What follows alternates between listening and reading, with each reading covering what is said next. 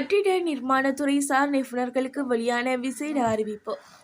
இலங்கையில் மேசன் உட்பட நிர்மாணத்துறை நிபுணர்களுக்கு தொழில்சார் பயிற்சிகளை வழங்குவதற்கான நடவடிக்கை எடுக்கப்பட உள்ளதாக தேசிய மக்கள் சக்தியின் ஜனாதிபதி வேட்பாளர் அனுரகுமார திசாநாயக்க தெரிவித்தார். அத்தோடு அதற்கு இரவு நேர தொழிற்பயிற்சி கட்டிநெறிகளை ஆரம்பிக்க திட்டமிடப்பட்டுள்ளதாகவும் அவர் தெரிவித்தார்.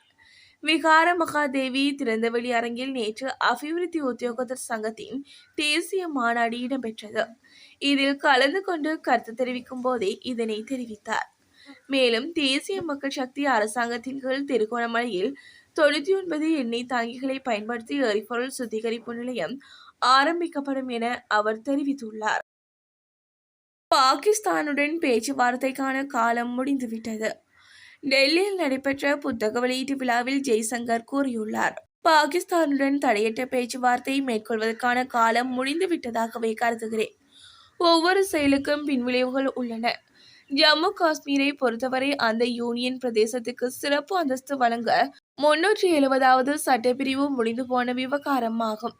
எனவே இனி பாகிஸ்தானுடன் என்ன மாதிரியான உறவை பராமரிக்கலாம் என்பதே தற்போதைய கேள்வி. பாகிஸ்தானுடனான உறவை பொறுத்தவரை தற்போதுள்ள நிலையை தொடர்வதில் இந்தியா திருப்தி அடையலாம் என்று ராஜீவ் சிக்ரி தனது புத்தகத்தில் பரிந்துரைத்துள்ளார்.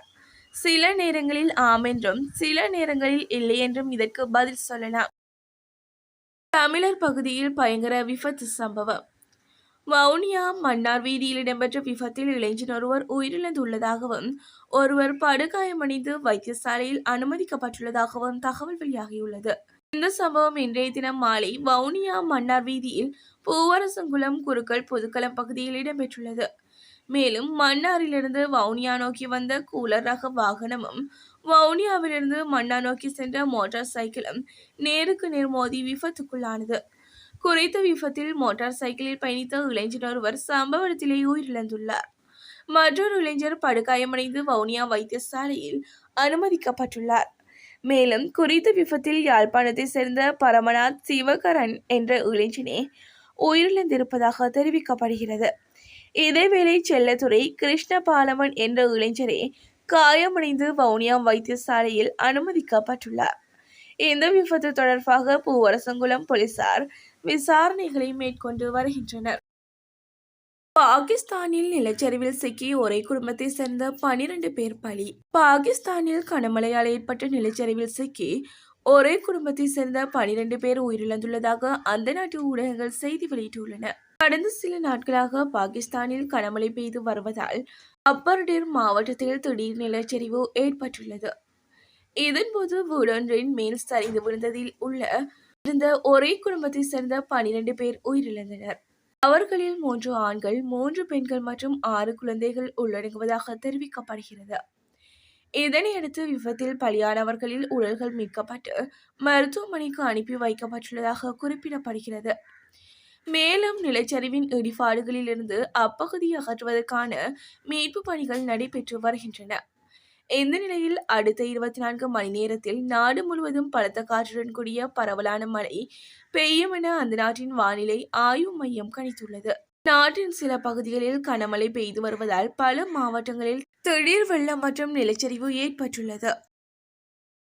ஆசிய நாடொன்றில் தனித்து வசிக்கும் மக்கள் தொடர்பில் வெளியான அதிர்ச்சி தகவல்.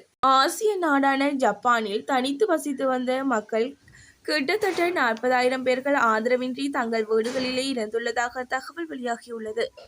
2024ஆம் ஆண்டின் முதல் பாதியில் இந்த இறப்புகள் நடந்துள்ளதாக போலீஸ் தரப்பு தகவல் வெளியிட்டுள்ளது. இதில் கிட்டத்தட்ட 4,000 பேர் இறந்து ஒரு மாதத்திற்கு பிறகு கண்டுபிடிக்கப்பட்டுள்ளனர். மேலும் 130 உடல்கள் கண்டுபிடிக்கப்படுவதற்கு முன்பு ஒரு வருடமாக கவனிக்கப்படாமல் போயின.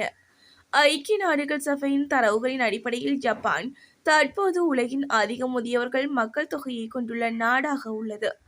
ஆண்டு பிறந்து முதல் 6 மாதங்களில் தனித்து வந்த மக்களில் 37,277 பேர்கள் தங்கள் குடியிருப்புகளில் சடலமாக மீட்கப்பட்டுள்ளனர். இதில் 65 வயது மற்றும் அதற்கு மேற்பட்டவர்களின் எண்ணிக்கை 70% என்றே கூறப்படுகிறது. காசாவில் 3 நாள் போரை நிறுத்த இஸ்ரேல் ஒப்புதல். பாலஸ்தீனத்தின் காசா முனை ஹமாஸ் அமைப்பினரின் கட்டுப்பாட்டில் உள்ளது. ஹமாஸ் அமைப்பினரை ஒழித்து கட்டுவோம் என்ற சூளுரையுடன் இஸ்ரேல் தாக்குதல் நடத்தி வருகிறது. இரு தரப்புக்கும் இடையே நீடித்து வரும் இந்த சண்டையில் இதுவரை குழந்தைகள், பெண்கள் உட்பட 40,000க்கும் மேற்பட்டவர்கள் பலியாகிவிட்டனர். மனிதாபிமானமான அடிப்படையில் போரை நிறுத்த வேண்டுமென உலக நாடுகள் வலியுறுத்தி வந்தாலும் இஸ்ரேல் அதை கண்டுகொள்ளவில்லை. காசாவில் தொடர்ந்து வான்வழி தாக்குதல் நடத்தி வருகிறது. இதனால் உயிருக்கு பயந்து ஆயிரக்கணக்கான மக்கள் வீடுகளை விட்டு வெளியேறி முகாம்களில் தங்க வைக்கப்பட்டுள்ளனர். ஆனால் அவர்களுக்கு குடிநீர் உள்ளிட்ட அடிப்படை வசதிகள் எதுவும் சரிவர கிடைக்காமல் அவதிப்பட்டு வருகின்றனர். மேலும் சுகாதார வசதிகள் இல்லாததால் காலரா உள்ளிட்ட நோய் பரவும் அபாயமும் ஏற்பட்டுள்ளமை குறிப்பிடத்தக்கது. மக்களை காப்பாற்றவே ஐக்கிய மக்கள் சக்தி முன்னிற்கிறது. சஜித் சுட்டிக்காட்டு. செல்வந்தர்களை காப்பாற்றுவதற்காகவே அன்றி கீழ்மட்ட மக்களை காப்பாற்றவே ஐக்கிய மக்கள் சக்தி முன்னிற்கிறது என எதிர்க்கட்சித் தலைவர் சஜித் பிரேமதாச தெரிவித்தார். நிகரவெட்டிய நகரில் நேற்று இடம்பெற்ற வெற்றி பேரணியில் வெற்றிகரமாக முன்னெடுக்கப்பட்ட போதே அவர் இதனை தெரிவித்தார்.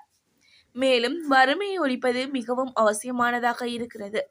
அரசாங்கத்தின் தரமற்ற கொள்கைகள் காரணமாக பெரும்பான்மையானோர் வறுமையில் சிக்கியுள்ளனர். மக்களை ஓரங்கட்டி செல்வந்தர்களை பாதுகாக்க அரசாங்கமே மாறியுள்ளது. இந்த அரசாங்கத்தால் விவசாயிகளின் விவசாய கடனை ரத்து செய்ய முடியாவிட்டாலும் ஐக்கிய மக்கள் சக்தி அரசாங்கத்தின் ஊடாக விவசாய கடனை ரத்து செய்வோம். அரச வங்கிகளுக்கு கடனை செலுத்தாதவர்களின் பெயர் பட்டியலை ஜனாதிபதியிடமும் நிதி அமைச்சரிடமும் கோரியிருந்த போதும் அவர்கள் அதற்கு பதிலளிக்கவில்லை என தெரிவித்துள்ளார்.